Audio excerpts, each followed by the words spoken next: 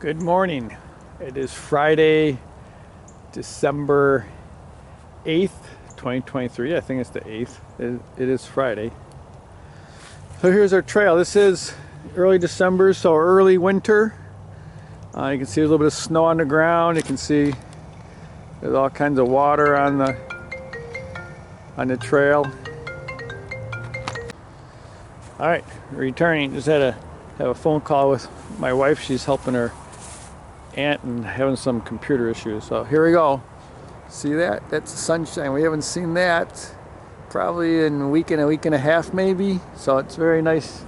You know, even with snow on the ground and brown trees, the snow adds a little contrast. But a blue sky and some sunshine, it's always nice to be out in this. But as you can see, there's lots of water on the ground. That's how it is on the trail. And here's the issue. Tito, my son's dog, stayed with us for a week. So we came back here for our walks, and you can see I don't want to walk through this, right? This is all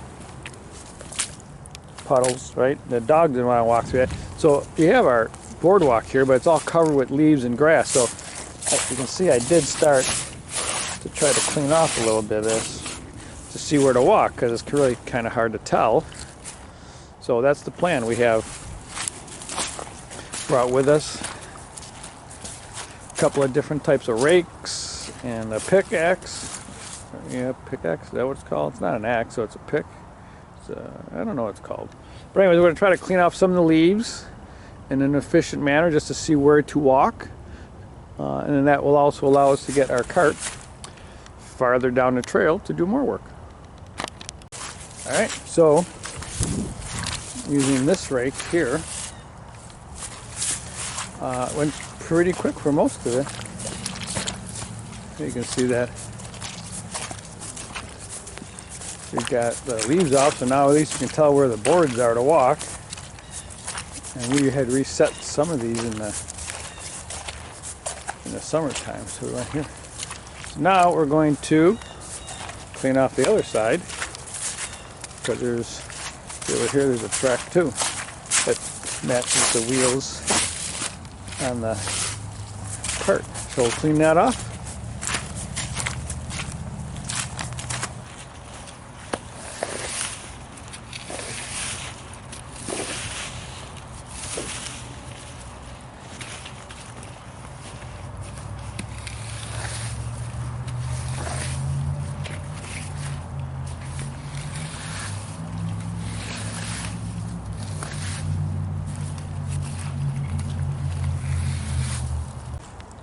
Okay, so now this is much easier to see. Well, it won't be so easy when the snow's on it, but here's what I was sensing when I was walking, trying to find my footing through the snow and everything, is that I couldn't feel boards, and because some of these boards are rotted out, this one is, you know, not where I thought it was going to be. So this one, same thing. This one's like all rotted here. So I think as we clean these off, I think we're going to have to come back. I got plenty of wood already cut, actually, and I can even cut these and replace some of these so that this all is a much better functioning system here, because we'll be needing it, you can see. Okay, upon further review with that tool of choice, you can now see why it was so confusing when I was walking here, because once you pull back all the mud and leaves, you know, this one, that's the board right here, but there's no board here, so I'm trying to walk and feel my way. Like, these really need to get pulled out and turned. Over here when you're walking, you can see that if there were boards, they're gone, rotted.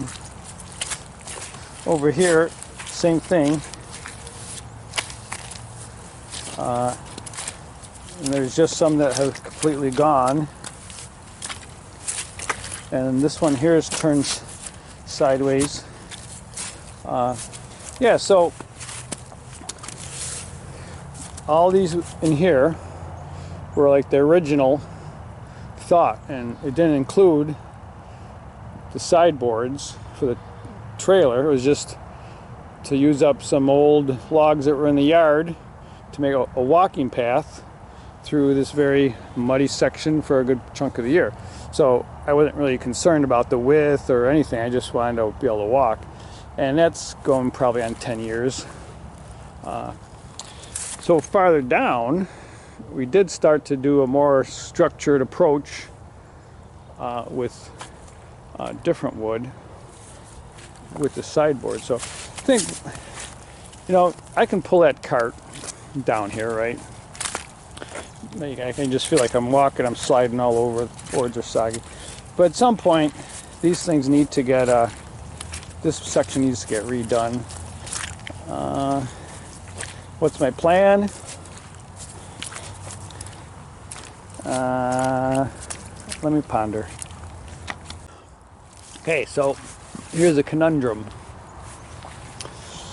I've been putting off this section for a long time. I did a little bit of work in the summer.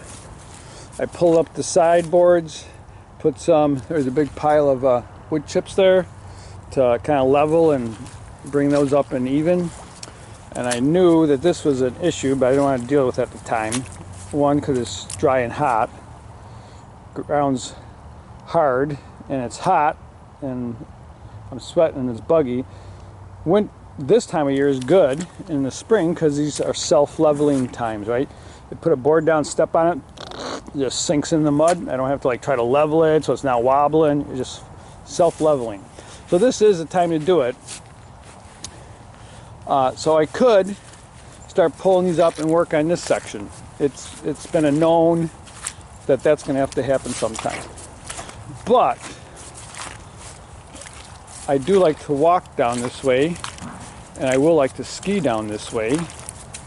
So I'm thinking maybe I should, before I invest lots of time in pulling up, cutting, and resetting boards, to finish this section for a bit. I'm not sure exactly how far that bit is, but as you can see, it's kind of hard to tell. Like, here's a board over here, right? No, it's not even a board. It's something else. The board's right down here. So I guess to facilitate everyday use of the trail, it might be beneficial to spend the next few times cleaning up this to the point where I can actually see where I'm walking before I delve into a replacement project. Yeah, so that's kind of what I'm thinking, is maybe I need to spend time just to clean this up so it's functional. Now this whole trail here is actually going to move over here, because when it comes around this tree, it's too sharp of a bend. You can see it comes here and turns. I want it to go straight over that way more. So I know I have to move this section. But right now, if I have to walk the dog again or whatever, just come for a walk in the woods, you know, I just take the rake and clean off these sideboards so I can tell where my boardwalk is. And I will call your attention to Exhibit A. Can you see that? It's kind of like I dug that with the backhoe when I was back here that one day practicing. But the level of this water compared to the level of the water in the pond, suppose I could get the laser level out and compare. But I think if I finish digging that little 10-foot trench into the pond, that a whole bunch of this would probably drain, helping this whole situation here, I think. And watch this. So that needs to like get supported so it doesn't sink down and everything.